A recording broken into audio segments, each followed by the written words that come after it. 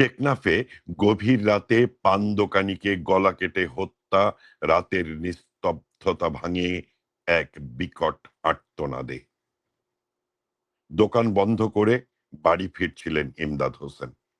টেকনাফের সেই চেনা পথ, চেনা গলি। হয়তো ভাবছিলেন ঘরে গিয়ে ছেলে মেয়েগুলোর মুখ দেখব। কিন্তু সে রাত ছিল না ঘরে ফেরার রাত। ৮-১০ জন মানুষ এলোপাতাড়ি কোপ, আর শেষ কোপটা গলায়। নিঃশ্বাস থেমে যায়, থেমে যায় এক বাবার স্বপ্ন।